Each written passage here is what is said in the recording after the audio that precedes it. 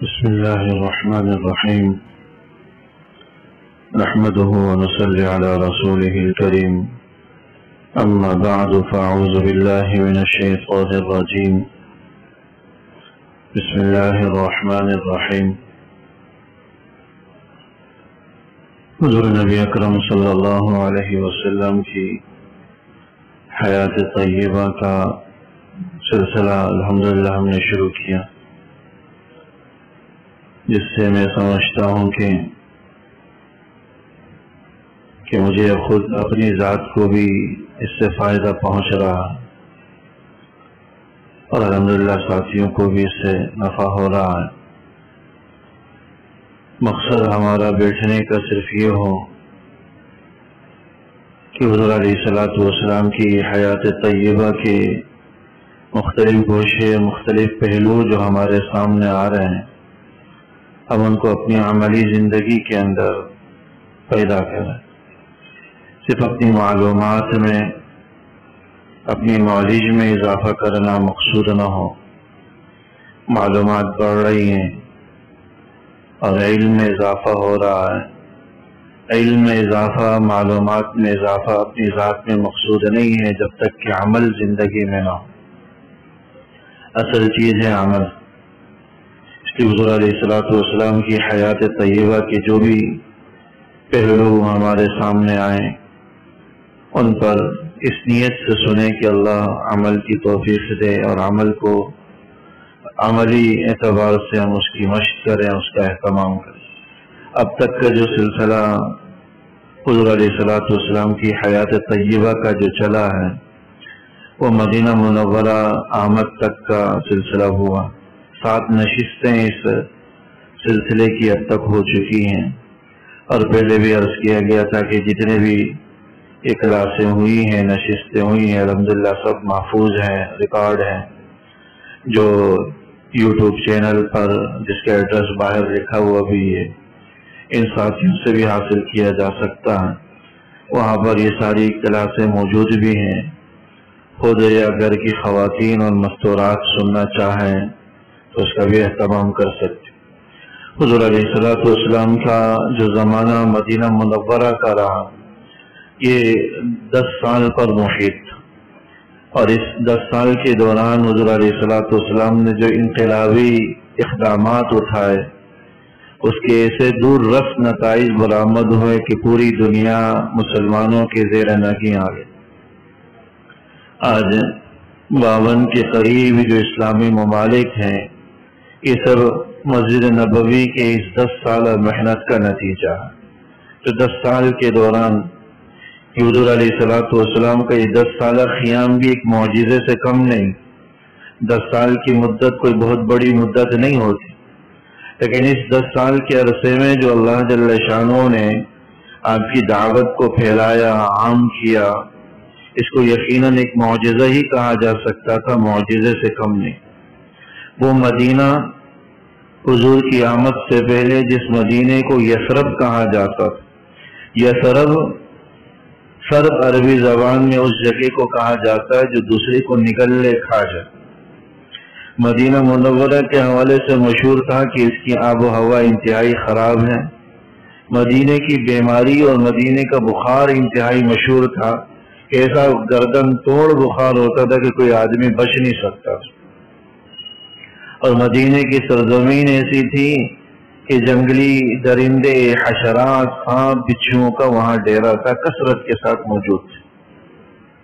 ایک ایسا ہی علاقہ تھا، اس لیے اس کو یثرب کہا جاتا تھا کہ جو بھی یہاں آتا ہے اس کو نگل لیتی ہے یہ جگہ، یا تو بیماری کی نظر ہو جاتا ہے یا کسی موذی جانور کے نظر ہو کر دنیا سے رحلت کر جاتا ہے۔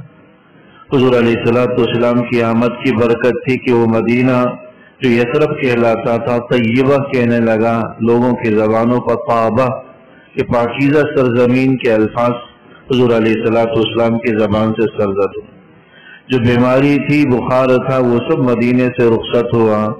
مدینے کی آب و ہوا کے اندر جو امراض تھے وہ سب حضور کی برکت سے رخصت ہوئے۔ مدینے کے درندے، جنگلی موذی جانور، وہ سب مدینے سے رخصت ہو گئے۔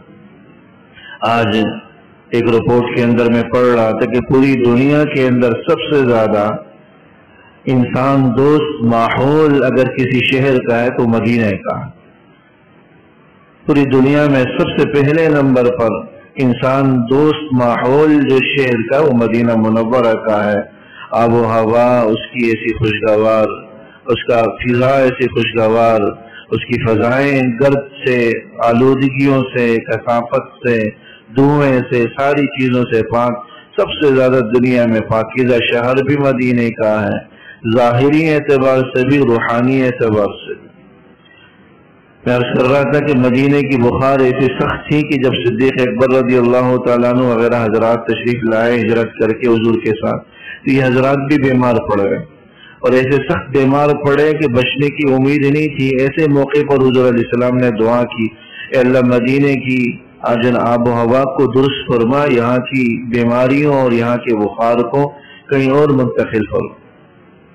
اس موقع پر جب حضرت ابوبکر غنودگی کے عالم میں تھے، آپ حضرت ابوبکر کی زبان سے مکے کا تذکرہ چل رہا تھا، مکے کا ذکر چل رہا تھا، کیونکہ اپنے گھر بار کو چھوڑنا، جہاں بچپن گزارا، والدین رہے، گھر موجود، سارا کچھ مال و جائیداد سب کچھ چھوڑ چھاڑ کر آئے تھے۔ آسان کام نہیں تھا کہ اپنا گھر چھوڑ کر آئے۔ غنودگی کے عالم میں بھی حضرت ابوبکر کی زبان سے مکے کے کلمات نکل رہے ہیں، مکے کی یاد نکل رہی۔ حضور علیہ السلام نے اس موقع پر دعا فرمائی، اے اللہ مدینے کو ان کے لیے محبوب بنا جیسا کہ آپ نے مکے کو ان کے لیے محبوب بنایا تھا۔ مدینے سے جب مکے سے حضور علیہ السلام رخصت ہو رہے تھے، ہجرت کے موقع پر حضور علیہ السلام کی زبان مبارک میں جو مکے کے لیے کلمات تھے وہ یہ تھے، یا مکہ انک لخیر ارض اللہ، اے مکہ تو اللہ کی زمین میں سب سے برکت والی، اگر میری قوم کے لوگ مجھے یہاں سے نہ نکالتے تو میں کبھی یہاں سے نہ نکلتا۔ یہ حضور علیہ السلام نے کلمات کہے، اور اس موقع پر اللہ جل شانہ کی طرف سے آیات بھی نازل ہوئی کہ ان الذی فرض علیک القرآن لرادک الی معاد، کہ وہ ذات جس نے آپ پر قرآن کو نازل کیا وہ یقیناً آپ کو دوبارہ مکے کی طرف بھیجے۔ یہ آیت کریمہ نازل ہوئی، پھر اس آیت کے ذریعے ہی فتح مکے کی خوشخبری اور بشارت سنا دی گئی۔ بعض علماء اس آیت کا جو میں نے ابھی پڑھا، ان الذی فرض علیک القرآن لرادک الی معاد، اس سے متعلق ایک مجرب عمل بیان کرتے ہیں جو بزرگوں سے ہم نے سنا ہے، قرآن و حدیث میں تو نہیں ہے، بزرگوں سے سنا کہ جب اللہ وہاں جانے کی توفیق عطا فرمائے تو بیت اللہ کی دیوار پر یا غلاف پر انگلی سے اگر کوئی آدمی کلمات لکھ دے تو اللہ دوبارہ حاضری کی ضرور توفیق عطا فرماتا ہے۔ ان الذی فرض علیک القرآن لرادک الی معاد، بہرحال یہ مجرب کلمات ہیں، کوئی قرآن و حدیث کی بات نہیں ہے کہ اس کو ہم لازمی یا سنت سمجھ کر کریں، برکت کے لیے کوئی آدمی اس پر عمل کرنا چاہے تو کوئی مذائقے کی بات۔ مدینہ منورہ کے اندر حضور علیہ السلام کا قیام عرض کیا گیا تھا کہ حضرت ابو ایوب انصاری رضی اللہ تعالیٰ عنہ کے مکان پر ہوا، وہیں پر آپ علیہ السلام نے ایک نئے معاشرے کی تشکیل کی۔ مدنی دور کے بھی مختلف مراحل تھے۔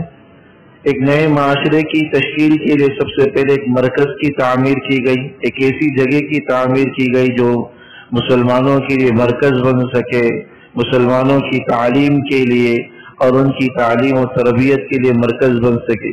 اس کے لیے پہلا قدم جو حضور علیہ السلام نے مدینے میں اٹھایا وہ مسجد نبوی کی تعمیر کا۔ اس کا واقعہ بھی ہم نے گزشتہ نشست کے اندر عرض کر دیا تھا کہ اونٹنی حضرت ابو ایوب انصاری رضی اللہ تعالیٰ عنہ کے مکان سے پہلے جو خالی جگہ تھی وہاں پر بیٹھ گئی، اور اسی کو حضور علیہ السلام نے مسجد نبوی کی تعمیر کے لیے منتخب فرمایا اور باقاعدہ اس کی قیمت ادا کر کے اس کو مسجد کے لیے حاصل کیا۔ بعض روایات کے اندر آتا ہے کہ حضور علیہ السلام نے حضرت ابوبکر سے فرمایا کہ ابوبکر مسجد کی تم قیمت ادا کرو، تو حضرت ابوبکر رضی اللہ تعالیٰ عنہ نے اس وقت 10 دینار اپنے جیب سے مسجد کی قیمت کے طور پر عطا کی۔ تو آج کی جو مسجد نبوی ہے یہ بھی انہی کا فیض، ہم سرتاپا ایمان والے، جس طرح خود اسلام سرتاپا حضرت ابوبکر رضی اللہ تعالیٰ عنہ کے احسانات میں ڈوبا ہوا، ہم آج تک بھی حضرت ابوبکر رضی اللہ تعالیٰ عنہ کے احسانات کا بدلہ نہیں چکا سکتے۔ یہ مسجد نبوی کا قیام جتنے لوگ نماز پڑھ رہے ہیں مستفید ہو رہے ہیں، ان سب کا اجر و ثواب صدیق اکبر رضی اللہ تعالیٰ عنہ کے کھاتے میں جا رہا ہے۔ حدیث تو آپ نے سنی ہوگی، من بنا للہ مسجدا بنا اللہ لہ بیتا فی الجنہ، کہ جو اللہ کے لیے ایک مسجد تعمیر کر لیتا، مسجد کی ایک اینٹ بھی لگا لیتا، اللہ جنت میں اس کے لیے محل بنا دیتا۔ تو پوری مسجد کی جگہ ان کی خریدی ہوئی۔ یہ مرکز حضور علیہ الصلوۃ والسلام نے مسجد نبوی کی شکل میں تعمیر فرمایا۔ مسجد نبوی کے ساتھ جو چیزیں تھی متعلقات، ایک صفہ عربی زبان میں چبوترے کو کہا جاتا ہے، ایک اونچی جگہ منڈیر سی بنائی گئی جس میں فقراء صحابہ قیام فرمایا کرتے، جن کا کوئی گھر بار نہیں تھا، وہ وہیں رہا کرتے تھے حضور علیہ الصلوۃ والسلام کے ساتھ۔ یوں کہہ لیں کہ اسلام کی آمد کے ساتھ مسجد کے ساتھ ساتھ مدرسے کا بھی قیام ہوا، ایک مدرسے کا بھی قیام۔ اس سے حضور علیہ الصلوۃ والسلام نے ان دونوں کی اہمیت کی طرف جو ہمیں متوجہ فرمایا کہ مسجد کے ساتھ ساتھ مکتب کی درسگاہ کی اہمیت کہیں زیادہ ہے۔ ایک چھوٹا سا مکتب جہاں چھوٹے سے معصوم بچے پڑھنے کے لیے آتے ہیں، ان کے ذہنوں پر جب اللہ اس کے رسول کا کلام جاتا ہے تو اس کی برکات ایسی ہوتی ہیں کہ وہ زندگی کے جس مرحلے میں بھی ہوں کم سے کم کفر سے اور برے انجام سے اللہ اس کی حفاظت کر لیتا ہے۔ جب یہ پہلے کلمات اللہ کے، بسم اللہ کے، اس کے دل دماغ پہ جاگوزی ہوتے ہیں۔ تو دوسرا قیام مدرسے کا ہوا۔ مسجد نبوی کے ساتھ ساتھ اس کی مغربی سمت کے اندر حضور علیہ الصلوۃ والسلام نے ازواج مطہرات کے حجرے تعمیر کیے۔ وہ حجرے کیا تھے؟ انتہائی چھوٹے کہ جب اندر داخل ہوتے تو جھکتے ہوئے، آدمی کے لیے اندر کھڑا ہونا بھی ممکن نہیں تھا، جھکا ہوا ہی اندر رہتا تھا۔ بعض حضرات فرماتے ہیں کہ میں جب 8 یا 10 سال کی عمر میں تھا تو میرا ہاتھ مسجد حجرات کی چھت تک پہنچ جایا کرتا تھا، اتنی چھوٹے چھوٹے حجرے تھے جو سادگی کا منبع تھا۔ یہاں اس مسجد نبوی کی آپ تصویر دیکھ سکتے ہیں، یہ جو ریڈ کلر کی ہے یہ وہ جگہ ہے جو حضور علیہ الصلوۃ والسلام نے خریدی تھی، اور یہاں پر آپ علیہ الصلوۃ والسلام نے مسجد نبوی کی تعمیر فرمائی۔ یہ آگے کی توسیعات دائیں بائیں کی، یہ بائیں طرف کی، یہ بعد کی توسیعات ہیں جو حضور علیہ الصلوۃ والسلام کی دنیا سے چلے جانے کے بعد ہے۔ جو الٹی طرف جو نمبرات لگے ہوئے یہ حجرات ہیں حضور علیہ الصلوۃ والسلام کی ازواج مطہرات کے، جو بالکل مسجد نبوی کی بائیں سمت میں آج بھی وہاں پر حضور علیہ الصلوۃ والسلام کا روضہ مطہرہ ہے۔ یہ عین اسی جگہ پر ہے جہاں سیدہ عائشہ رضی اللہ تعالیٰ عنہ کا حجرہ تھا، اسی میں ہی حضور علیہ الصلوۃ والسلام دنیا سے رحلت فرما گئے تھے۔ اسی جگہ کو حضور علیہ الصلوۃ والسلام کے لیے کی قلعت مبارک کے لیے منتخب کیا گیا۔ یہ پورا جتنے بھی ازواج مطہرات کے حجرے تھے وہ سب کے سب اب روضہ رسول کے اندر اور حضور علیہ الصلوۃ والسلام کی مرقد کے تحت داخل۔ یہ اس کا نقشہ یہاں پر آپ حضرات کے سامنے دیا گیا، اور حجروں کی تھوڑی سی تصویر سادگی کے ساتھ لکھی گئی کہ پہلا حجرہ حضرت عائشہ رضی اللہ تعالیٰ عنہ کا تھا، پھر حضرت سودا رضی اللہ تعالیٰ عنہ، حضرت فاطمہ اور علی رضی اللہ تعالیٰ عنہما کا بھی ایک حجرہ، اسی طرح دیگر ازواج مطہرات کی بھی ترتیب حجرات، لیکن شروع میں 2 حجرے تھے، بقیہ بعد میں حجرے بعد میں آئے۔ یہ موجودہ توسیع کی شکلیں ہیں جو آپ حضرات دیکھ رہے ہیں، یہ موجودہ تصویر ہیں مسجد نبوی کی۔ تو بہرحال یہ حجرات کا قیام ہوا، مسجد نبوی کی تعمیر ہوئی۔ مسجد نبوی در حقیقت صرف نماز کی جگہ نہیں تھی، روایات کے اندر آتا ہے کہ یہی مسجد مسلمانوں کے لیے مدرسہ بھی تھا، یہاں حضور علیہ الصلوۃ والسلام کی احادیث مبارکہ کا بھی درس چلتا تھا، قرآن کریم کی بھی تفسیر چلتی تھی، مسئلہ مسائل کی بھی نشست چلتی تھی، حضور علیہ الصلوۃ والسلام کے ارشادات جو حدیث کہلاتے ہیں وہ بھی ہوتا تھا، قرآن کریم کا نزول اور آیات کی تفسیر بھی، اور مسئلہ مسائل کی نشست بھی آپ علیہ الصلوۃ والسلام چلا کر مسلمانوں کے خانگی امور سے متعلق مسائل کا حل بھی وہی ہوتا تھا۔ تو مسجد خالی کھولی ایک عبادت گاہ کا نام نہیں ہے، مسجد تو اس جگہ کو کہا جاتا ہے جہاں مسلمان عبادت بھی کر سکے اور ان کی دینی رہنمائی اور تعلیم و تربیت بھی اور اس سے متعلق آگاہی بھی ان کو فراہم کی جا سکے۔ جہاں درس حدیث بھی ہوتا ہو، درس قرآن بھی ہوتا ہو، دین کے مسئلے مسائل سے متعلق بھی نشست ہوتی ہو، دینی اعتبار سے لوگوں کی رہنمائی فراہم کی جائے، اس چیز کے مجموعے کو مسجد کہا جاتا۔ اور جس مسجد کے اندر یہ سلسلے نہ ہو تو در حقیقت ایک طرح سے ویران ہی ہے، وہ آباد نہیں ہے، اور مساجد کی جو عناصر ہیں وہ اس کے اندر موجود ہیں۔ اس لیے مسجد کے عناصر، مسجد کے قیام اور مسجد کی آباد کاری کے لیے ضروری ہے کہ ان دروس کا وہاں پر اجرا ہو، سلسلہ چل۔ اور الحمدللہ یہ سلسلے ہماری مسجد میں بھی ہیں۔ فجر میں درس قرآن کے ایک عرصے تک سلسلہ رہا، 10 سال تک وہ سلسلہ رہا۔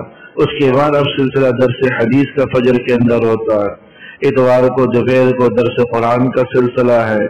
اسی طرح عصر کے بعد مسئلے مسائل کے لیے جو حضرات رجوع کرنا چاہیں تو وہ بھی رجوع کر سکتے ہیں۔ یہ سارے سلسلے الحمدللہ اللہ کے فضل سے یہاں چل رہے ہوتے۔ آذان کی ابتدا کیسے ہوئی اس کا واقعہ آگے آئے گا، انشاءاللہ اس کو وہیں پر ہی بیان کیا جائے گا۔ حضور علیہ الصلوۃ والسلام نے مسجد مدینہ منورہ کے اندر جو دوسرا اہم اقدام کیا وہ مسلمانوں کے درمیان بھائی چارے کا اور اخوت کا تھا۔ یہ کہاں منعقد ہوا؟ اس کا مشورہ حضرت انس بن مالک رضی اللہ تعالی عنہ کے مکان پر ہوا۔ مسلمان مہاجرین اور انصار کی تعداد 90 تھی، 45 مہاجرین تھے اور 45 انصار تھے۔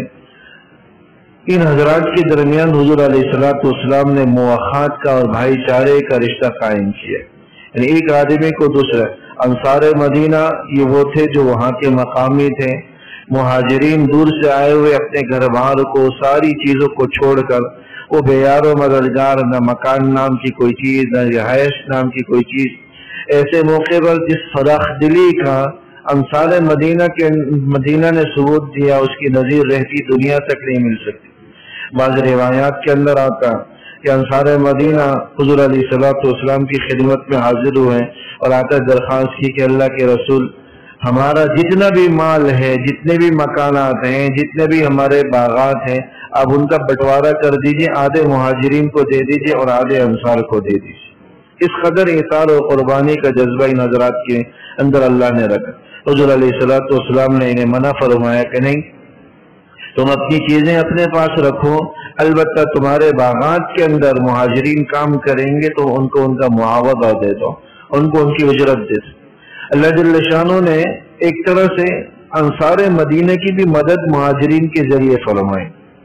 وہ مدد یوں ہوئی کہ انصار زیادہ تر یہ لوگ زراعت سے وابستہ تھے، باغبانی، کھیتی باڑی ان کا کام ہوا کرتا، تجارت سے واقفیت نہیں تھی۔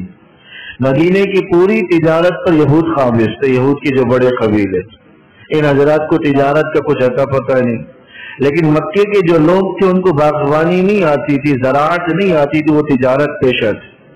تو مکے کے مہاجرین کے ذریعے ان حضرات نے تجارت سیکھی، اور ان حضرات کی کھیتی باڑی اور زراعت کے ذریعے انہوں نے باغبانی اور کھیتی باڑی کو سیکھا۔ یہ اللہ جل شانہ نے ایک دوسرے کے ذریعے ان حضرات کو نفع فرمایا۔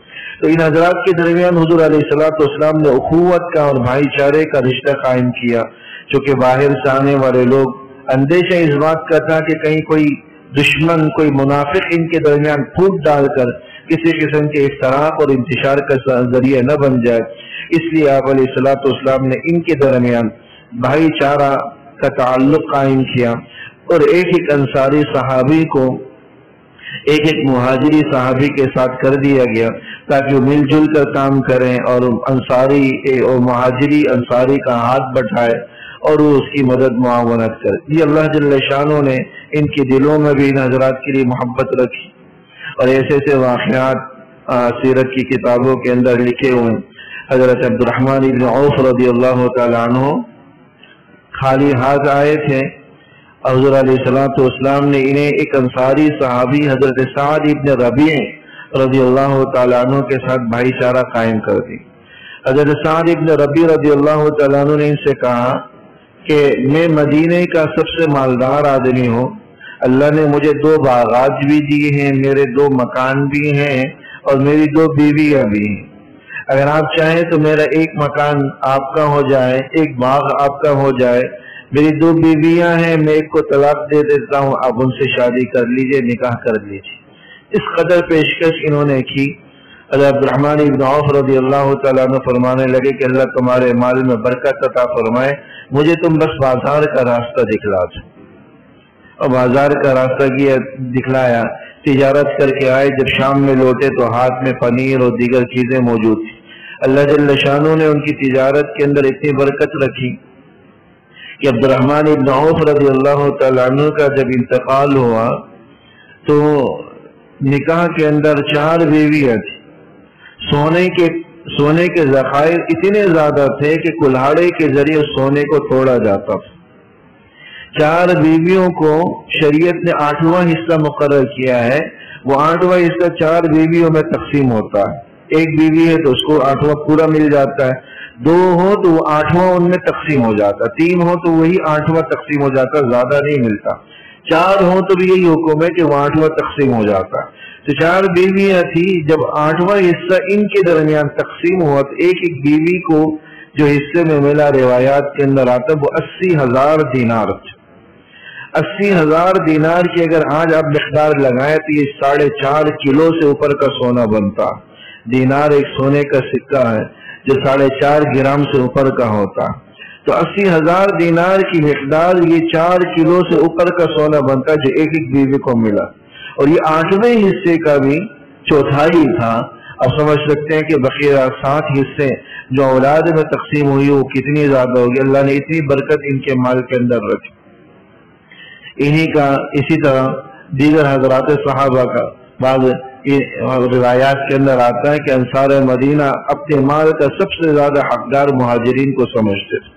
ایک دفعہ مہاجرین حضور علیہ السلام کی خدمت میں آئے اور آ کر کہنے لگے کہ اللہ کے رسول یہ سارا اجر تو انصار لے جائیں گے، یہ تو ہماری اتنی خدمت کرتے ہیں، ہم پر اتنا خرچ کرتے ہیں، ہم بدلے میں ان کو کچھ دے ہی نہیں سکتے، ہمارے پاس کچھ ہے ہی نہیں، تو سارا اجر تو یہ لے جائیں گے، ہم تو خالی ہاتھ رہ جائیں گے۔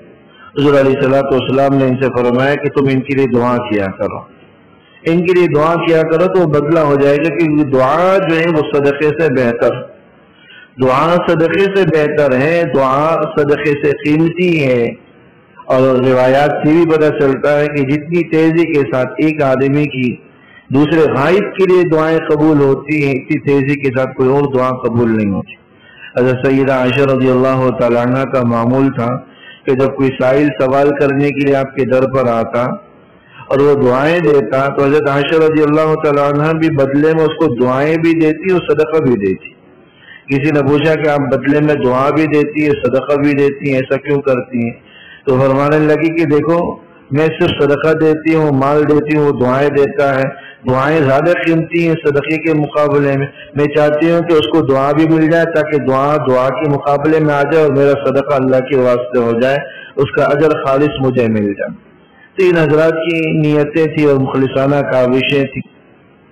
آپ علیہ السلام نے انصار مدینہ اور ان حضرات کے درمیان مواقعات کا رشتہ قائم کیا، انصار کا ایثار اور مہاجرین کی خودداری، اس کے واقعات میں نے عرض کر دی۔ بھائی چارگی کی حکمتیں کیا تھی؟ حکمتیں اس سے بڑھ کر کیا ہو سکتی ہیں کہ جو اخوت کا رشتہ حضور علیہ السلام نے ان کے درمیان قائم کیا، یہاں تک کہ میراث میں بھی اپنے یہ لوگ حقدار سمجھا کرتے تھے۔ اس کی وجہ سے جو آپس میں قلبی تعلق قائم ہوا، اور یہی اسلام کی ایک خاص وصف ہے کہ مسلمان جہاں کہیں دنیا کے کسی بھی کونے میں کیوں نہ ہو، انما المسلمون اخوہ، قرآن کہتا ہے کہ سارے انما المؤمنون اخوہ، سارے ایمان والے آپس میں برابر بھائی، کہ جو بھائی دوسرے بھائی کا کبھی برا نہیں سوچتا، ہمیشہ اچھا سوچتا ہے، بشرطے کہ وہ مخلص ہو اپنے اس کے اندر۔ علماء فرماتے ہیں کہ بھائی چارگی کا اصول ایک ایسا اصول ہے کہ اگر آج کے ایمان والے بھی ایک دوسرے کے لیے اس قسم کے جذبات رکھیں تو شاید معاشرے سے فساد کی بگاڑ کی جڑ ہی ختم ہو کر رہے ہیں، کہ دوسرے کے لیے ہم وہ جذبات اپنے دلوں میں ہی نہیں رکھتے۔ تو بھائی چارگی کی حکمتیں ہیں، مختلف گروپوں کی تشکیل، رسول اللہ صلی اللہ علیہ وسلم کی حیثیت معاہدے کی دفعات۔ دوسرا کام جو حضور علیہ السلام نے کیا وہ یہود مدینہ کے ساتھ معاہدہ کی، تاکہ کم سے کم اندرونی خطرات سے مدینے کی حفاظت ہو سکے۔ اور جو معاہدے کی دفعات شقیں تھی وہ یہاں پر درج ہیں کہ ہر ایک اپنے اپنے دین پر عمل کرے گا، اپنے اپنے اخراجات کی ذمہ داری ہوگی. جنگ کی صورت میں سب متحد ہوں گے. معاہدے کو غلط مقاصد کے لیے استعمال نہیں کیا جائے گا. مظلوم کی حمایت کی جائے گی. فساد اور ہنگامے کی ممانعت ہوگی.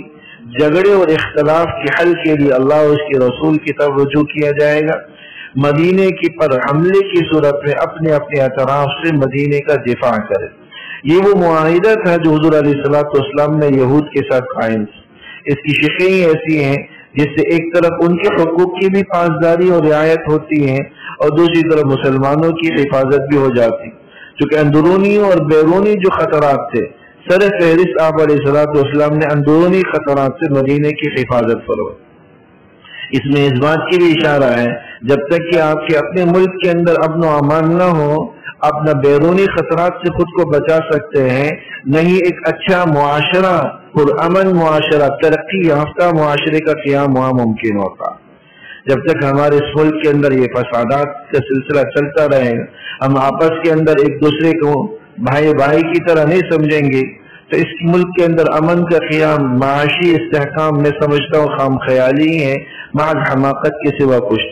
جب تک ہمارا آپس کا اتفاق نہ ہو، ہم ایک دوسرے سے دست و گریباں ہوں، ایک دوسرے کی ٹانگیں کھینچنے کے درپے ہوں، تو ایسے موقع پر اس قسم کا معاشرہ یا معاشی اعتبار سے استحکام وجود میں نہیں آتا.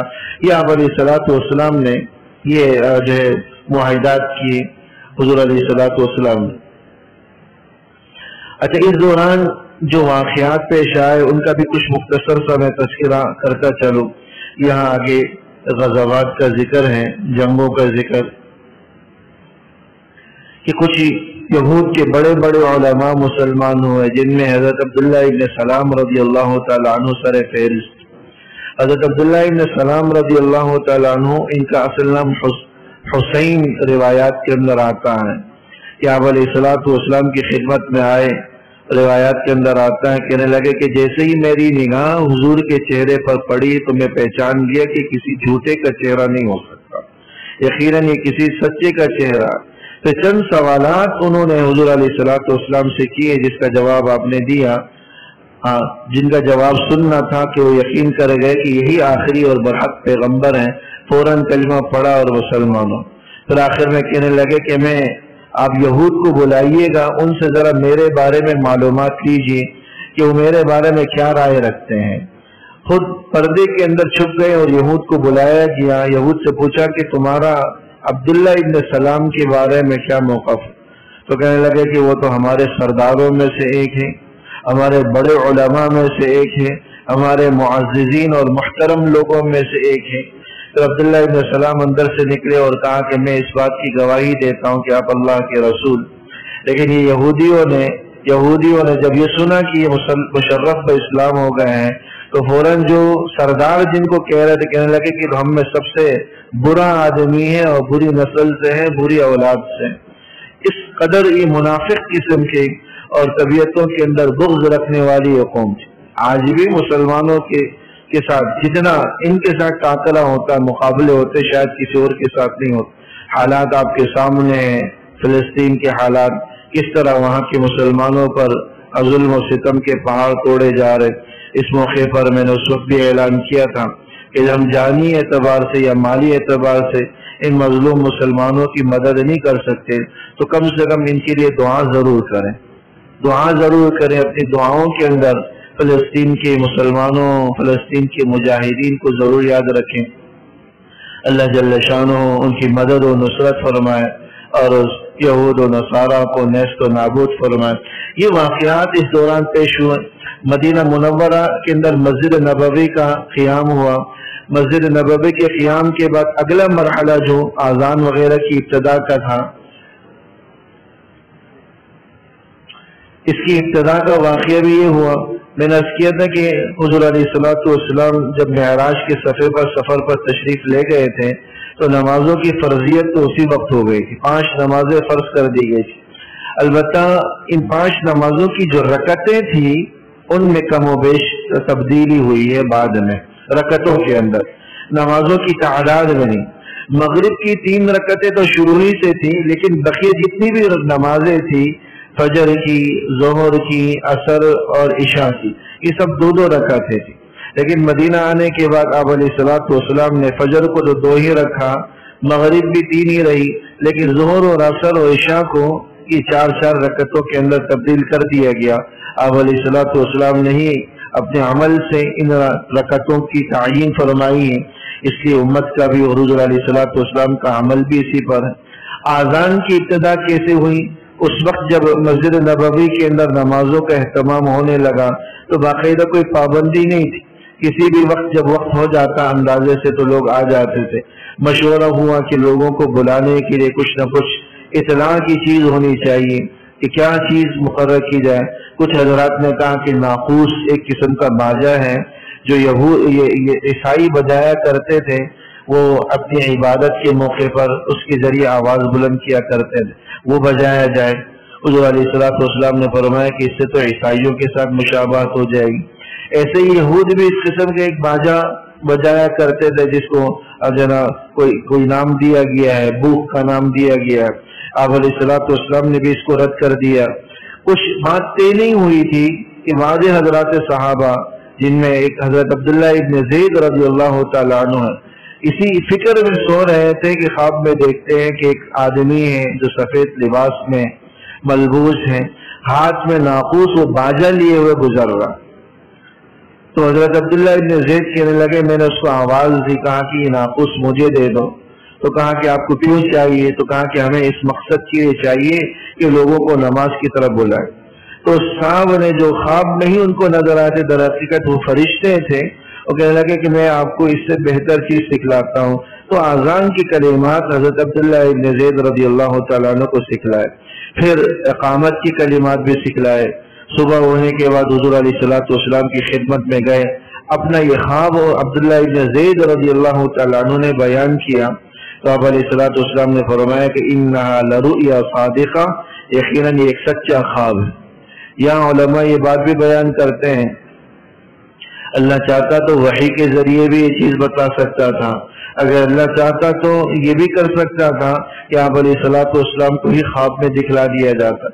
لیکن ایک صحابی کی خواب میں دکھلائی گئی یہ بات، کیونکہ اذان کی جو کلمات تھی اس کے اندر نبی کی نبوت اور رسالت کا اعلان تھا، نبی کی نبوت اور رسالت کا اعلان تھا. یہ کام نبی کی امتیوں کا تھا، اس لیے ایک امتی کو خواب میں دکھلایا گیا کہ آپ نبی کی نبوت کا اعلان کریں، رسالت کا اعلان کریں، اور دن میں 5 نمازوں کے لیے ان اذان کی کلمات کو مقرر کیا گیا.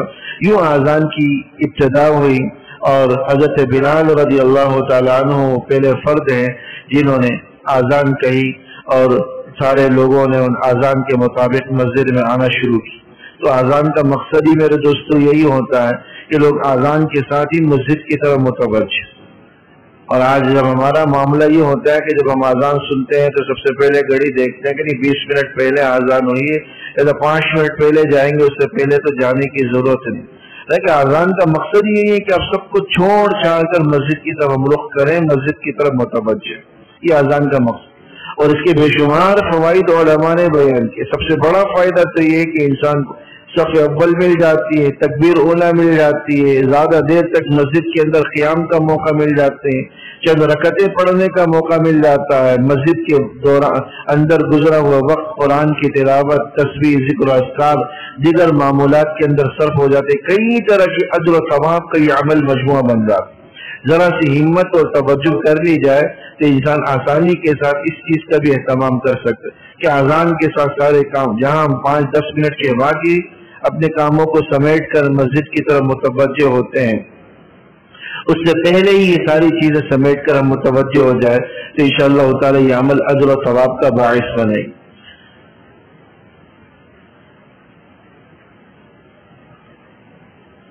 مشرکین نے جب مسلمانوں کو دیکھا تو کہ مسلمان آرام اور راحت میں ہیں تو یہ بات مشرکین کو ہضم نہیں، تو وقتاً فوقتاً اس قسم کی سازشیں کرتے رہتے تھے. کبھی یہود کو ورغلاتے، کبھی مدینہ منورہ کے جو منافقین تھے جو ظاہراً تو مسلمان ہوئے لیکن دل میں مسلمان نہیں تھے، ان کو مسلمانوں کے خلاف اٹھا دیا کرتے. منافقین کے سردار عبداللہ ابن ابی نام کے ایک شخص، اصل میں اس کے دل میں جو مسلمانوں کے خلاف نفرت اور کینہ تھا، اس کی وجہ یہ بتلائی جاتی ہے کہ اوس و خزرج اسلام کی آمد سے پہلے آپس میں بڑے دست و گریباں رہتے تھے. انہوں نے بالآخر بڑی کوششوں کے بعد آپس میں اتفاق کر لیا تھا اور عبداللہ ابن ابی کو منتخب سردار اور بادشاہ مقرر کرنے کا اتفاق ہو چکا. یہاں تک کہ اس کے لیے باقاعدہ ایک موتیوں کا تاج بھی بنایا گیا. قریب تھا کہ اس کی تاج پوشی ہو جاتی اور متفق و سردار بن جاتا. لیکن اس دوران مدینے کے لوگ مسلمان ہوئے, آپ علیہ الصلوۃ والسلام کی آمد ہوئی اور یوں اس کی تاج پوشی کا جو سلسلہ تھا, سرداری کا جو شوق, بادشاہت کا, وہ سارا کا سارا ختم ہوا. جب اس نے بادشاہت کو جاتے ہوئے دیکھا تو اس کے دل میں مسلمانوں کے خلاف کینہ اور نفرت.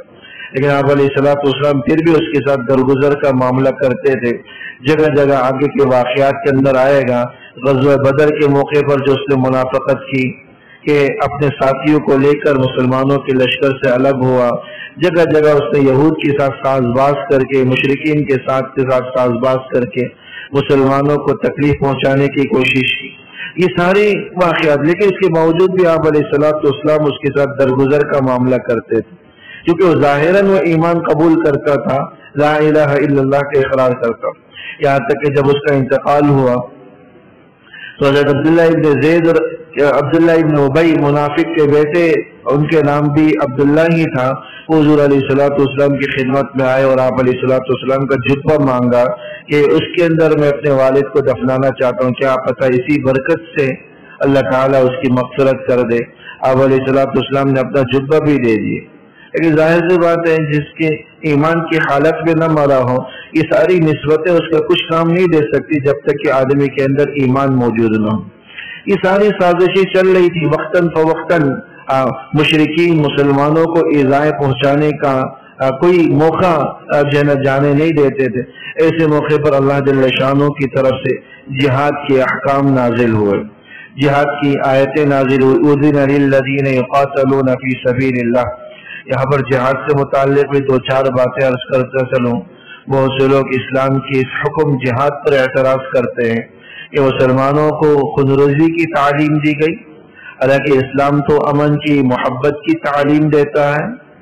اسلام کے اس حکم پر مستشرقین, لبرل قسم کے طبقات بہت زیادہ اعتراض کرتے ہیں, واویلا کرتے ہیں. حالانکہ حضور علیہ الصلوۃ والسلام کے زمانے میں جتنی بھی غزوات لڑی گئی, جنگیں لڑی گئی, ان میں جتنے آدمی مارے گئے ہیں ان کی تعداد 1018 بتلائی جاتی. اور 1018 افراد ایسے ہیں جو یہ متمدن معاشرے کے اندر مہینوں کی بنیاد پر اتنے آدمی مارے جاتے ہیں اور مال و دولت کی لالچ میں قتل کر دیا جاتا ہے. جو امن کا علم بردار امریکہ اور یورپی ممالک ہیں, وہاں کے واقعات کے بارے میں پڑھیں, ہر 2 منٹ کے بعد ایک آدمی کا وہاں قتل ہوتا. رہزنی کے, ڈاکہ زنی کے, دشمنی کے اور پاگل پن کے لوگ جو ہے نا اس قسم کے اسلحہ کے ذریعے جو ہے نا لوگوں کو فائرنگ کر کے مار دیتے ہیں. ماہانہ قتل ہی اتنے ہوتے ہیں, لیکن اعتراض ہوتا ہے اسلام کے اس حکم پر. حالانکہ اسلام کا جو حکم ہے یہ اللہ اس کے رسول کے دشمنوں کے لیے, جو اللہ کی نافرمانی کرے اللہ جل شانہ بندوں کے ذریعے اس پر عذاب مسلط کر دیتا ہے. قرآن کریم میں اللہ جل شانہ نے یہی بات بیان کی کہ قاتلوہم یعذبہم اللہ, کہ آپ ان سے قتال کیجئے, اللہ ان کے تمہارے ذریعے ان کو عذاب دے گا. وَلَوْلَا دَفْعُ اللَّهِ, قرآن کریم نے جہاد کے مقاصد بیان کرتے ہوئے فرمایا کہ وَلَوْلَا دَفْعُ اللَّهِ النَّاسَ بَعْضَهُمْ بِبَعْضٍ لَفَسَدَتِ الْأَرْضُ, کہ اللہ جل شانہ اگر بعض لوگوں کے ذریعے بعض لوگوں کا فساد ختم نہ کرتا تو یہ لوگ زمین میں فساد برپا کر دیتے. اللہ جل شانہ نے کچھ ایمان والوں کو ایسے لوگوں پر مسلط کیا ہے جو زمین پر اللہ اور اس کے رسول کے حکم اور نام کو مٹانا چاہتے ہیں. یہ ان کی سرکوبی کے لیے, سزا کے لیے اللہ جل شانہ نے ایک عمل کو منتخب کیا. اور یہ کوئی خالی خوری جنگ نہیں ہے کہ جو انسان اپنی زمین کے لیے لڑتا ہو, اپنے قبیلے اور خاندان کے لیے لڑتا ہو, انسان اپنے مالی مفادات کے لیے لڑتا ہو. آج جو قومیں اپنے ملکی مفادات کے لیے لڑتے ہیں, یہ جنگ ملکی مفاد کے لیے بھی نہیں تھی, قومی مفاد کے لیے بھی نہیں تھی, خاندانی اور عصبیت اور لسانیت کی بنیاد پر بھی نہیں تھی, مال و متاع کی بنیاد پر بھی نہیں تھی. اس لیے حدیث مبارکہ کے اندر صاف لفظوں میں جو مال کی نیت سے آیا, قومی اور وطنیت کی عصبیت کی بنیاد پر آیا, اس کا اس جنگ کے اندر, اس غزوے کے اندر کوئی حصہ نہیں, اجر و ثواب میں کوئی حصہ نہیں. اعلاء کلمت اللہ، دین اسلام کی سربلندی، یہ جہاد کے اغراض و مقاصد ہے۔ تو اس کی سب سے بڑی وجہ یہی ہے کہ جب انسان کے جسم میں، آپ اس کو بطور مثال سمجھ سکتے ہیں کہ انسان کے جسم میں اگر کوئی ناسور، کوئی پھوڑا نکل آتا ہے تو ڈاکٹر حضرات اس کو کٹ لگا کر ناسور کو ختم کرتے ہیں۔ اگر وہ ناسور ہاتھ میں پھیل گیا ہو تو اس کا ہاتھ کاٹ دیتے ہیں، بازو میں پھیل گیا ہو تو اس کی بازو کو کاٹ دیا جاتا ہے، سرجری کرنے والے کاٹ دیتے ہیں۔ مریض شکر گزار ہوتا ہے ڈاکٹر کا کہ آپ نے میرے ہاتھ کو کاٹ دیا، کوئی نہیں کہتا کہ آپ نے میرے ساتھ ظلم کیا، زیادتی کی، میرا ہاتھ کاٹ ڈالا، بلکہ اس کا شکر گزار ہوتا ہے، کیوں ایک ایسا فسادی حصہ جسم کا عضو جو فساد برپا کرنے والا تھا، جو پورے اس کے جسم کو تباہ کرنے والا تھا، اس مضر قسم کے اور ضرر رسا حصے اور عضو کو کاٹ ڈالا، وہ ڈاکٹر کا احسان مند ہوتا ہے، اس کو فیس بھی دیتا ہے، اس کے اخراجات بھی برداشت کرتا ہے، اس کے لیے دعائیں بھی دیتا ہے۔ یہی مثال بالکل جہاد پر منطبق ہوتی ہے۔ اللہ جل شانہ معاشرے کے اندر فساد برپا کرنے والے جو لوگ، جو اللہ اور اس کے رسول کے حکم کی پامالی کریں، اللہ اور اس کے رسول کے ماننے والوں کے خلاف اٹھے، ایسے عناصر کو، ایسے اعضاء کو کاٹنے کے لیے اللہ جل شانہ نے جہاد کو مقرر کیا ہے، جو اجر و ثواب کا باعث عمل بھی ہے، رہتی دنیا تک قائم رہے گا۔ جو دشمنوں، دشمنان دین کے خلاف، اپنے ہم وطنوں کے خلاف، اسلامی ممالک کے اندر اس قسم کا اگر کوئی حرکت کرتا ہے تو وہ جہاد نہیں، یہ فساد ہے۔ لیکن غیر مسلموں کے ساتھ، فلسطین کے مجاہدین لڑ رہے یہود و نصارہ کے ساتھ، یہ شرعی جہاد ہے جو اجر و ثواب کا باعث بننے والا عمل۔ تو فسادیوں کو اور فساد کو کی جڑ کو ختم کرنے کے لیے اللہ جل شانہ نے جہاد کے عمل کو رکھا۔ حضور علیہ الصلوۃ والسلام کے زمانہ مبارک کے اندر 10 سالہ دور کے اندر دو طرح کے جنگیں ہوا کرتی، ایک کو غزوہ کہا جاتا ہے، ایک کو سریہ کہا جاتا ہے۔ غزوہ اس جنگ کو کہا جاتا ہے جس کے اندر حضور علیہ الصلوۃ والسلام بنفس نفیس شریک ہوئے ہوں، اور سریہ اس کو کہا جاتا ہے جس میں آپ علیہ الصلوۃ والسلام نے حضرات صحابہ کو بھیجا اور خود نہ گئے ہوں۔ غزوات کی تعداد روایات کے اندر آتا ہے کہ 27 کے قریب ہے، اور بعض حضرات اس کو 20 بولتے ہیں، کچھ 27 بھی بول دیتے ہیں۔ بس اتنی سی گنتی کی تعداد تھی جن کے اندر حضور علیہ الصلوۃ والسلام شریک۔ ان 27 غزوات میں سے بھی مشکل چند کے اندر جنگ کی نوبت آئی، اور بقیہ کے اندر تو جنگ کی نوبت بھی نہیں آئی۔ غزوہ بدر جو اسلام کی لڑی جانے والی پہلی جنگ تھی، اس سے پہلے بھی کئی غزوات اور سریے ہوئے، لیکن ان میں عموماً جنگ کی نوبت نہیں آئی۔ سب سے بڑا جو واقعہ ہوا وہ غزوہ بدر کا ہوا، جو سن 2 ہجری کے اندر رمضان المبارک کی 17 تاریخ کو واقعہ پیش آیا۔ اس کی تفصیل اپنی جگہ آئی۔ اور سرایا یا سریہ جس کے اندر مسلمانوں کو بھیجا، خود حضور علیہ الصلوۃ والسلام نہ گئے ہوں، ایسی چیز کو سریہ کہا جاتا ہے۔ اس کی تعداد 40 کے لگ بھگ بتلائی جاتی۔ تو 27 غزوات اور 40 سرایا، ان سب کے اندر ٹوٹل جتنے افراد مارے گئے وہ 1018۔ اور آج کی جنگوں کے اندر جو متمدن اقوام ہیں، جو خود کو اپنا امان کا لمبردار کہتے ہیں، ان کی جنگوں میں دیکھیں، جہاں ایٹم بم گرانے والا امریکہ ایک ایک جنگ کے اندر ہزاروں لوگوں کو مار ڈالتا، ڈرون حملوں کے ذریعے سینکڑوں لوگوں کو تباہ برباد کر دیے۔ آج یہ اسی قسم کے طبقات، اسی ذہنیت کے لوگ اسلام کی اس حکم پر اعتراض کرتے ہیں کہ اسلام نے تو جنگ کی اجازت دی، خودریزی کی اجازت دی، اسلام نے دفاع کی اجازت دی ہے، حفاظت کا حکم دیا ہے، جتنی بھی غزوات ہیں وہ دفاع میں لڑی گئی، اسلام اور مسلمانوں کی حفاظت میں لڑی گئی۔ اور پھر اللہ جل شانہ نے کفر کے ناسور کو ختم کرنے کے لیے اقدامی جہاد کی بھی اجازت دی، تاکہ کفر ختم ہو، کیونکہ معاشرے کے ایک ناسور ہیں، اسلام اور مسلمانوں کے خلاف کبھی مخلص نہیں ہو سکتے، اگرچہ ظاہراً لفظوں کے اعتبار سے وہ کتنے ہی مسلمانوں کے ہم نوا کیوں نہ ہوں، لیکن کبھی بھی غیر مسلم مسلمانوں کا دوست نہیں ہو سکتے۔ اس لیے فرمایا گیا کہ ایمان والے ایک ملت ہے، الکفر ملت واحدہ، کفر ایک ملت ہے۔ یہ جو ہے کچھ مختصر کا تذکرہ غزوات کا تھا۔ آگے جو غزوات کا سلسلہ شروع ہو رہا ہے مرحلہ وار، اللہ جل شانہ نے یہ آیات نازل فرمائی، اذن للذین یقاتلون بانہم ظلموا، کہ آپ کو ان لوگوں سے قتال کی اجازت دی گئی جن لوگوں نے آپ پر ظلم کیا۔ جہاد کی مرحلہ وار اجازت، مدینہ مکہ مکرمہ کے 13 برس کے زمانے میں آپ کو صبر کا حکم تھا، بدلہ لینے کی اجازت نہیں تھی، لیکن بعد میں مدینہ کے اندر آپ کو اس کی اجازت دی گئی، صرف لڑنے والوں سے جہاد کا حکم دیا گیا، اور آخر میں عام کفار سے بھی جہاد کا حکم دیا۔ جہاد کے اہداف خدا کی زمین پر خدا کا نظام، یہ اللہ کی سرزمین ہے، اللہ کی بنائی ہوئی ملکیت ہے، ظلم و فساد کا خاتمہ، یہ جہاد کے اغراض و مقاصد۔ جہاد کی ضرورت، مرحلہ وار اجازت جہاد کے بارے میں پہلی آیت میں عرض کر دیا تھا، یہ والی آیت ہے۔ کفار کی مختلف اقسام یہاں پر بیان کی گئی۔ ایک کافر ذمہ کہلاتا ہے، ذمہ وہ کافر کہلاتا ہے جو ایک اسلامی ملک کے اندر رہتا ہو، یہیں کا رہائشی ہو، جیسے کہ ہمارے ملک میں رہنے والے جو غیر مسلم ہو ذمہ کہلاتے ہیں۔ ان کی جان اور مال کی حفاظت ایسے ہی ضروری ہے جیسا کہ خود ایک مسلمان کی جان اور مال کی حفاظت کی ضرورت ہے۔ دوسرا کافر مستامین کہلاتا ہے، مستامین وہ غیر مسلم کہلاتا ہے جو اجازت لے کر، ویزا لے کر ایک اسلامی ملک کے اندر چند روز کے لیے آتا ہے، ایسے غیر مسلم کو مستامین کہا جاتا ہے۔ تیسرا کافر مسالم اور معاہد، وہ غیر مسلم لوگ جن کے مسلمانوں سے امن کے معاہدے ہوں اور آپس میں جو مسالمہ کی معاہدے ہوں، امن کے معاہدے جتنے کافر ملک ہیں تقریباً اقوام متحدہ کے پلیٹ فارم کے تھرو سب آپس میں امن کے معاہدے کے اندر بندھے ہوئے۔ اور چوتھے قسم کے کافر محارب اور حربی کہلاتے ہیں، جن سے مسلمانوں کی جنگ چل رہی ہو، ان کی جان، ان کی مال شرعاً مسلمانوں پر مباح ہو جاتی ہے۔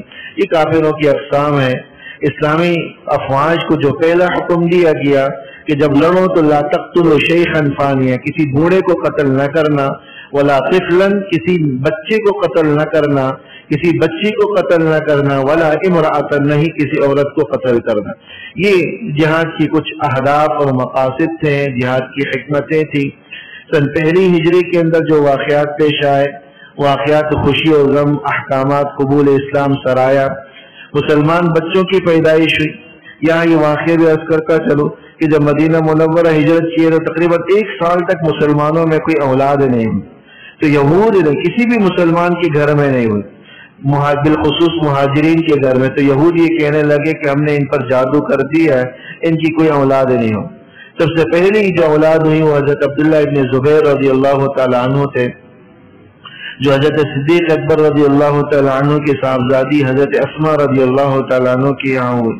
حضور علیہ الصلوۃ والسلام کی ان کی ولادت سے اتنی خوشی ہوئی، آپ علیہ الصلوۃ والسلام نے اپنے گود میں ان کو لیا، تحنیک فرمائی، اور خود ہی آپ علیہ الصلوۃ والسلام نے ان کا نام تجویز فرمایا۔ تحنیک کہتے ہیں کہ کسی بزرگ اور اللہ والے سے کوئی چیز، کھجور یا اس قسم کی چیز چبا کر بچے کے تالو کے ساتھ لگا دیا جائے، تاکہ سب سے پہلی چیز جو بچے کے پیٹ میں جائے اس بزرگ کا لعاب ہو، اس بزرگ کی برکتیں اس میں جسم کے اندر چلی جائے، تاکہ بچے کے اندر بھی برکات آ جائے۔ یہ مسنون اعمال ہیں۔ ولادت کے موقع پر جو چیزیں مسنون ہیں وہ بھی ذہن میں رکھ لیجیے۔ ایک تو سر منڈوانے کا عمل ہے، اسی طرح عقیقے کا عمل ہے، یہ سب سنن و مستحبات۔ تیسرا عمل تحلیق کا ہے، اور چوتھا عمل جو سر منڈوانے کے بعد بالوں میں زعفران لگانے کا ہے۔ زعفران تھوڑا سا مل کر پانی میں گھول کر انگلی کے ذریعے بچے کے سر پر مل دیا جائے، یہ بھی مسنون اور مستحب معمولات میں سے۔ اس کا ایک فائدہ علماء نے یہ لکھا کہ اس سے بچے کی رگیں کھلتی ہیں جو پیٹ میں رحم مادر کے اندر دبی ہوئی تھی، اس زعفران کی وجہ سے کھل جاتی ہیں، اور بچہ ذہین بھی ہوتا ہے اور تیز بھی ہوتا ہے، شارپ بھی ہوتا ہے۔ ان حضرات کی ولادت ہوئی نعمان ابن بشیر، عبد الرحمن ابن حارث۔ حضرت عائشہ رضی اللہ تعالی عنہ سے نکاح مکے کے اندر ہو چکا تھا، لیکن رخصتی مدینہ منورہ کے اندر ہوئی۔ حضرت انس بن مالک رضی اللہ تعالی عنہ حضور علیہ الصلوۃ والسلام کی خدمت میں وقف کیے گئے جبکہ 10 سال کی عمر کے تھے۔ بعض اکابر صحابہ کا انتقال ہوا۔ کلثوم ابن ہدم، یہ وہ صحابی ہیں جن کے گھر پر حضور علیہ الصلوۃ والسلام نے قباء کے پاس قیام فرمایا تھا، مسجد قباء کے پاس ان کا در تھا۔ حضرت عثمان ابن مظعون، اسعد ابن زرارہ، برا ابن معرور رضی اللہ تعالیٰ عنہ، ان حضرات کے انتقال ہوا۔ اذان و اقامت کی ابتدا کا واقعہ میں نے عرض کر دیا۔ رکعات نماز میں اضافہ، میں نے ابھی یہ واقعہ بھی عرض کر دیا تھا کہ نمازیں تو کل 5 تھی لیکن رکعتیں مقرر نہیں تھی، صرف مغرب کی 3 رکعتیں مقرر تھی اور بقیہ ساری نمازیں 2-2 رکعت پڑھی جاتی تھی۔ تو فجر کی تو 2 رکعت ہوئی، لیکن ظہر، عصر اور عشاء میں 2 رکعت کا اضافہ ہو گیا، اور وہ حضور علیہ الصلوۃ والسلام کے عمل سے 4 بنائی گئی۔ نماز جمعہ کا قیام اپنی آمد کے ساتھ قبیلہ بانو سالم کے اندر آپ علیہ الصلوۃ والسلام نے کیا۔ حضرت عبداللہ ابن سلام جو یہود کے بڑے علماء میں سے تھے، ان کے اسلام کا واقعہ آپ کے سامنے میں نے تفصیل کے ساتھ عرض کیا۔ دوسرا، سلمان فارسی رضی اللہ تعالیٰ عنہ کی اسلام لانے کا واقعہ۔ یہ فارس کے رہنے والے تھے، اصل یہ آتش پرست تھے، مجوسی تھے۔ روایات کے اندر آتا ہے کہ مسلمانوں میں سب سے طویل عمر کے صحابی یہی تھے، 250، بعض روایات کے اندر آتا ہے کہ 250 سال ان کی زندگی تھی، اور بعض روایت کے اندر 350 سال کا ذکر آتا ہے۔ ان کے والد آتش پرستوں کے بڑے سردار تھے، ان کو بڑا بند کر کے رکھتے تھے، باہر نہیں چھوڑتے تھے، بڑے ناز و نعم، اور وہ جو آتش اور آگ جلاتے تھے اس کو جلاتے رہنے کے لیے ان کو مقرر کیا تھا، باہر بھی نہیں چھوڑتے تھے ڈر کے مارے۔ ایک دفعہ کسی مجبوری کی غرض سے حضرت سلمان فارسی رضی اللہ تعالیٰ عنہ کو باہر چھوڑا۔ اس وقت عیسائیت کا مذہب برحق تھا۔ آپ نے ایک جگہ دیکھا کہ گرجا گھر کے اندر عیسائی نماز پڑھ رہے، ان کی عبادت کو دیکھا تو بڑے خوش ہوئے، کہنے لگے کہ ان کی عبادت تو ہماری عبادت سے زیادہ اچھی۔ اپنے والد کے پاس جا کر پھر یہ بات کہہ رہی، والد نے بیڑیاں ڈال کر گھر کے اندر بند کر دیا، لیکن کسی طرح وہاں سے وہ بھاگے اور ایک عیسائی عالم کے پاس جا کر رہے، اور جب اس کا انتقال ہوا تو اس سے پوچھا کہ میں اس کے بعد کہاں جاؤں، ایک دوسرے عالم کا واسطہ دیا، وہاں گئے۔ اس کے انتقال کے بعد انہوں نے کسی اور عالم کے پاس بھیجا، جب انتقال اس کا بھی ہونے لگا تو پھر پوچھا کہ میں اب کس کے پاس جاؤں، تو کہنے لگے کہ اب کوئی ایسا عالم مجھے نظر نہیں آتا جو حق پر ہو، تو میں ایسا کروں کہ ایک ایسی سرزمین ہے جو کھجوروں سے گری ہوئی ہے، کھجوروں کے باغات سے، تم وہاں چلے جاؤ، وہاں نبی آخر الزمان صلی اللہ علیہ وسلم کی بعثت ہے۔ ایک قافلہ جو مدینے کی طرف آ رہا تھا، ان کو پیسے دے کر اس پر قائل کیا کہ مجھے بھی لے کر جائیں، لیکن انہوں نے فریب کیا، پیسے بھی ان سے لے لیے اور ساتھ ساتھ ان کو غلام بنا لیا اور ایک یہودی کے ہاتھ فروخت کر دیے۔ اللہ کی شان کی وہ یہودی بھی مدینے کا رہنے والا تھا، غلام بنا کر مدینے کے اندر وہ لائے گئے، اور بنو قریظہ کے ایک یہودی کے غلام تھے، وہاں کام کیا کرتے تھے۔ آپ علیہ الصلوۃ والسلام کی آمد کا انہیں پتہ بھی نہیں چلا۔ ایک دفعہ درخت کے اوپر کھجوریں توڑ رہے تھے کہ ان کا یہودی آقا ایک دوسرے یہودی سے حضور علیہ الصلوۃ والسلام کے حوالے سے بات کرنے لگا کہ مکے سے ایک شخص آیا ہے جو نبوت کا دعویٰ کرتا۔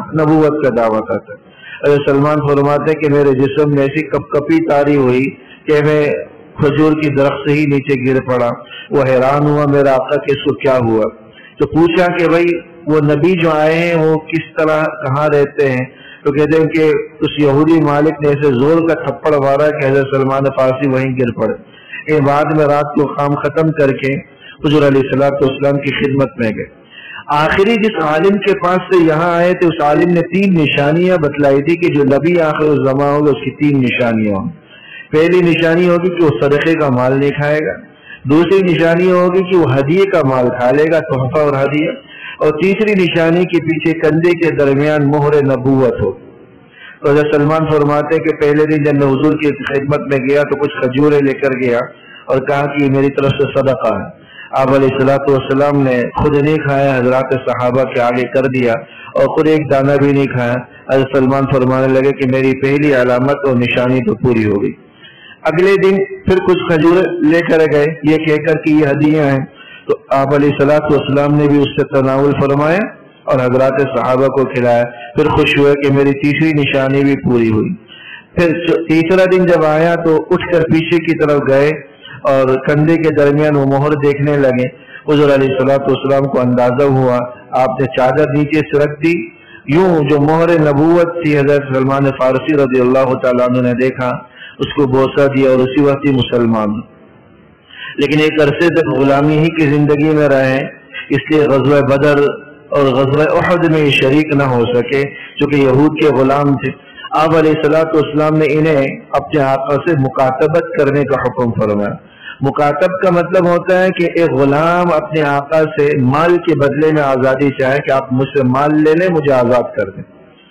تو اس وقت جو یہود نے مال رکھا، اس یہودی مالک نے اس نے کہا کہ 40 اوقیہ تقریباً یہ 131 تولہ بنتے ہیں آج کل کے اعتبار سے، کہ 40 اوقیہ چاندی تم مجھے لا کر دو گے اور کھجور کے 400 درخت پر مشتمل تم باغ لگا کر مجھے دو، اور جب وہ کھجور کے درخت بڑے ہو جائے پھل دینے لگے تو پھر تمہیں آزادی ملے گی، اس سے پہلے نہیں ملے گی۔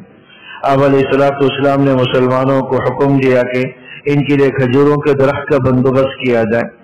کسی صحابی نے 10 پودے دے دیے، کسی نے کچھ دے دیے۔ آپ علیہ الصلوۃ والسلام نے حضرت سلمان فارسی کو حکم دیا کہ تم گڑھے کھودو۔ انہوں نے گڑھے کھودے، آپ علیہ الصلوۃ والسلام نے اپنے ہاتھوں سے وہ پودے وہاں لگائے۔ 1 سال کا عرصہ بھی نہیں ہوا تھا کہ وہ 400 کے 400 درخت بڑے بھی ہوئے اور پھل دینے بھی لگ گئے۔ یوں ایک معاہدے کی شرط جو تھی وہ پوری ہو گئی۔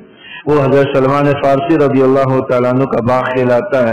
آج بھی اس نام سے ایک باغ وہاں پر مدینے کے اندر موجود ہے جو حضرت سلمان فارسی رضی اللہ تعالیٰ عنہ کے نام سے موسوم۔